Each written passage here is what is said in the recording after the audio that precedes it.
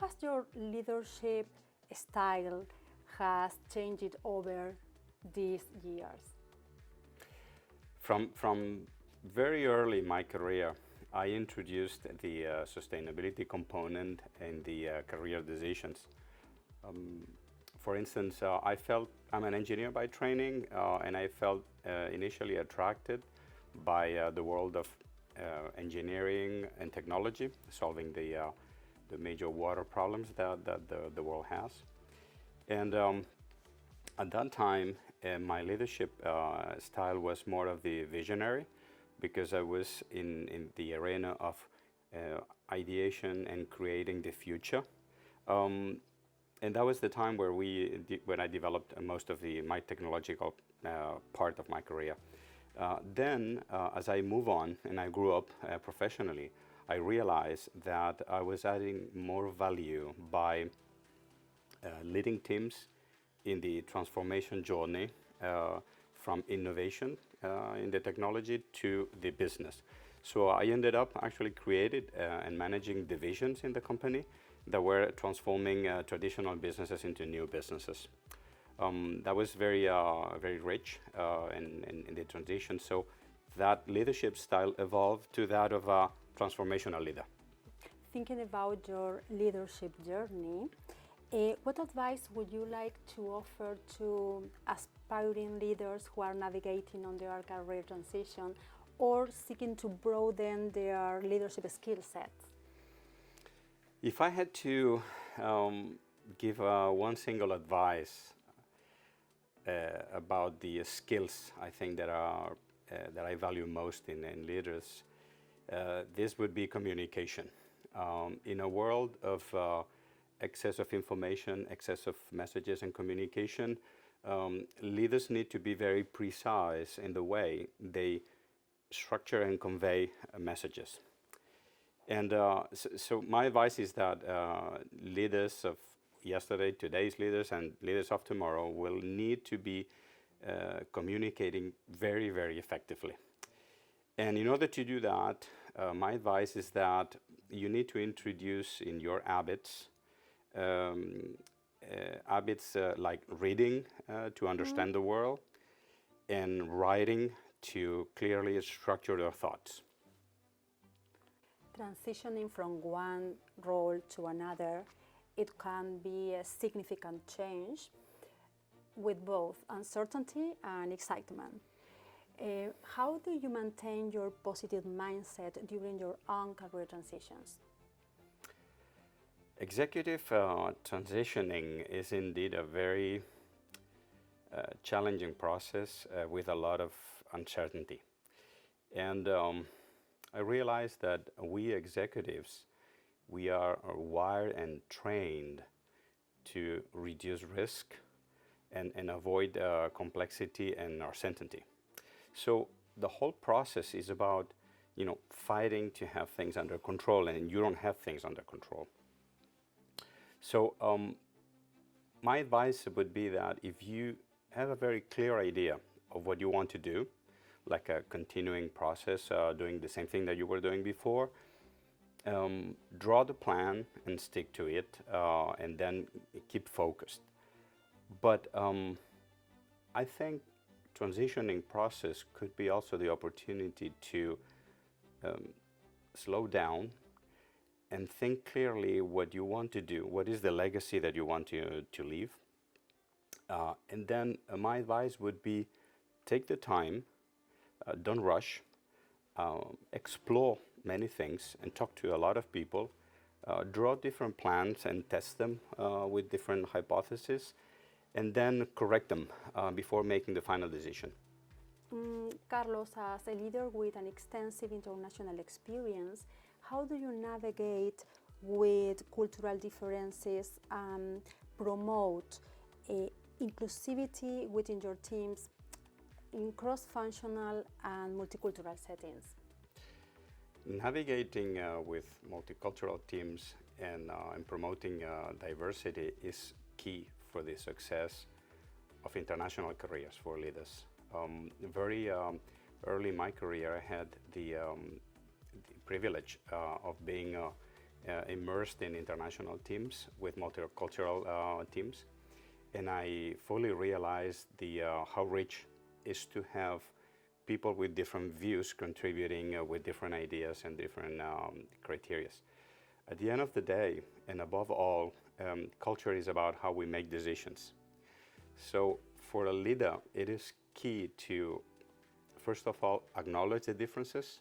This is very important. First, you need to acknowledge that these differences exist, and then to create the spaces for the respect of tolerance, because otherwise that diversity cannot be managed. Carlos, as someone who has held leadership positions in both corporate and advisory roles, what are the differences and similarities that you see in your leadership approach in these different contexts? First of all, let's take a look at the difference. When you're in an executive role, you have to take a look at both the strategy and also the execution with the management team. And taking a look at the details of the execution is very important for an executive role. On the contrary, when you're in an advisory role, you're no longer in the driver's seat, you're in the passenger seat. So you can actually leave the details of the execution to the management team and then focus on the strategic issues on the big picture.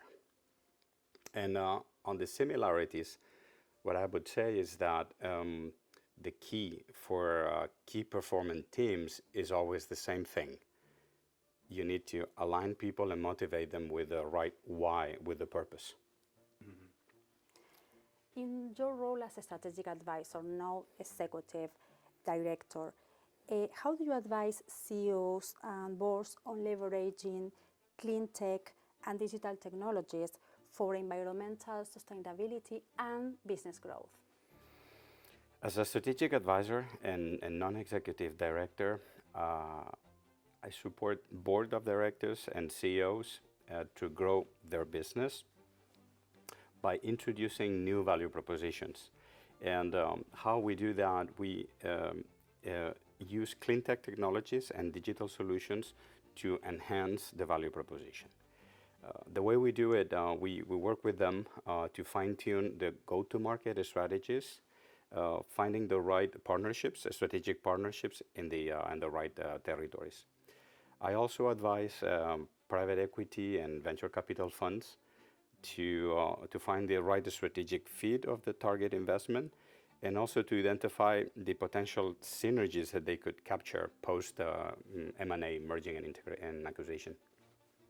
Given the increasing importance of ESG considerations in corporate strategy, how do you ensure sustainability remains a priority at the board level?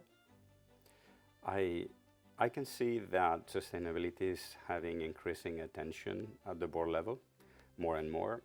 One example of this is the raise of the profile of the Chief Sustainability Officer. It's a position that has been created in many companies that went from mere reporting and that was under the HR departments or communication departments with very low profile to be a cornerstone in the overall strategy of the company. Many boards are even creating sustainability committees, and they ask the Chief Sustainability Officer to report regularly to the board level what is the progress of the company in all fronts regarding sustainability. As a leader in the water industry, what role do you see technological innovation has in the journey to environmental sustainability? Overall, sustainability in the environment requires technology innovation, but not only. Let me explain this. We need progress also in other fronts, and these fronts include regulation, include public perception, include proper finance. Let me give you an example. If a city decides to increase the water availability in the city by introducing a regeneration scheme, a water regeneration scheme, technologically is resolved so that we have no question about the technology. but we need to have a multi-stakeholder approach, including regulators and health authorities to make sure that it's done properly. We need also administration and water operators to make sure that this is actually, we have the right infrastructure, etc., etc. And we need also citizens to make sure that actually this would be adopted with no resistance. So pressing environmental issues require more and more multi-stakeholder approach. And finally, Carlos, looking ahead, what are your goals and aspirations as a leader? And how do you want to continue evolving and growing in your leadership journey? In my first part of my career, I had the enormous privilege actually to work in a sector and in a company that left a legacy. So we build infrastructure and services that solve many environmental issues around the world. So I had the opportunity to see the impact, to see the legacy. In this new part of my career, I would like to continue leaving a legacy, but this time a little bit different. This time I would like to have an impact on the leaders that are going to be making those decisions in the coming decades. So supporting leaders by integrating the sustainability in their hardware and operating system. We have to remember that these leaders are the ones that need to make sure that our planet would be livable by 2050, because there's no planet B.